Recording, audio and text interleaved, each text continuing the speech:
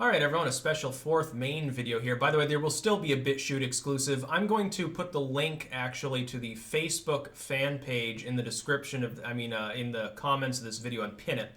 Because I made a decision. I'm actually going to rejoin Facebook. Now, don't get a big dick or anything like this. The main point is that the flute tutor that you're not allowed to mention on YouTube either without your video getting set to private automatically, which is the most asinine thing that the site has arguably ever done. Facebook has also decided to ban mention of this individual. I've decided it's a good idea to fight back against censorship. If I get banned from Facebook, it doesn't affect my life. I never logged in anyway for, the last year and a half or something. I don't expect that I'm particularly growing my platform by being there. But it is a good notification machine. Arguably, far more people use Facebook, I think, for basically getting notifications on things they're interested in and or messaging than use Twitter. Twitter at this point algorithmically stifles me. Facebook never really did, actually. To tell the truth, Facebook is rampant with censorship, but insofar as you're just using it like the way I use Minds or Gab anyway, or even Twitter for the most part, it's competitive, I suppose.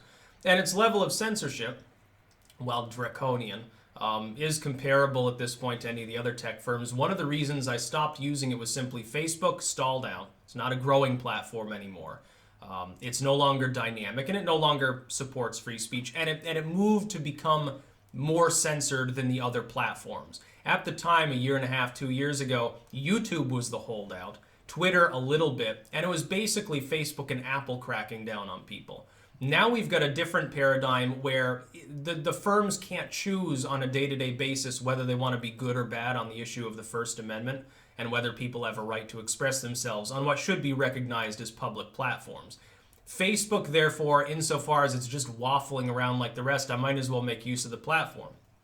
And if I get banned, it doesn't matter. It literally doesn't matter to me one way or the other. So if they take down posts or whatever, who fucking cares? It's going to be exactly like how I use Gab. I'm going to share out the videos each day on the group itself.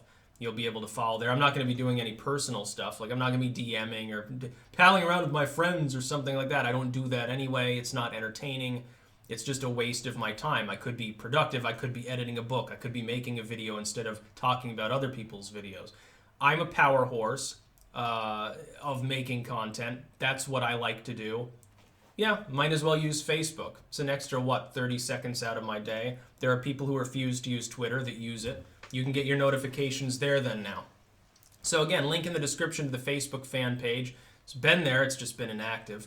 By the way, the shortened BitChute link mentioning the flute tutor that I'm not allowed to name on this platform either, it did take. They silently took down the post I made last night for the BitChute video because it displayed the description. I'm assuming that their system grabbed it. This one doesn't, so it may never grab it. So you can actually get the BitChute link there, despite the fact that technically speaking, it's not allowed on Facebook as a platform. I don't care. I don't care what Zuckerberg's rules are.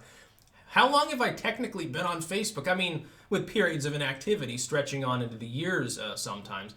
I think I joined in middle of 2007. Yeah, technically I was on Facebook before I was YouTube. That's the funny part. That was the first platform on which I was technically politically active too. I was posting shit there, making memes and often psychedelically inspired political posters and buttons. Back then they had bumper stickers. They don't have this on platforms anymore. You used to be able to customize things a lot more. It was more like MySpace. I was doing that a year before I ever made a political video, I think. It was fun at the time. They had Werewolves vs. Vampires, which is a turn-based game. That was like the best thing ever, but all that stuff no longer really exists on Facebook, at least in the form that it used to. It's no longer a fun place to be. It's a utilitarian place to be. So yeah, check it out. Check out my Facebook group. I feel like dabbing and or doing the Madison. I feel like going out to do a rumba, do some fucking square dancing. You're talking about a relic of a former era when you're talking about Facebook. Also, no major updates in a long time. By the way, and this is no fooling, I've tried to use Facebook before installing like ad blockings. You can't even use the site without 2 or 3 different ad blockers. Like I have AdBlock Plus, No Script. I have one other on there. I can't remember the name of it. I stopped using Ghostery because it's less functional now. Then I can use Facebook, but it used to crash like any browser you would connect to, other than Chrome. I refuse to use Chrome. I use Opera at this point, preferentially. People, by the way, were trying to get me to use Brave. Brave randomly opens itself in the middle of the night and makes dingy noises trying to update and open tabs. And I got totally annoyed at that. And so I said, fuck it. I'm not using their browser. It's pointless. That's about all. Peace out.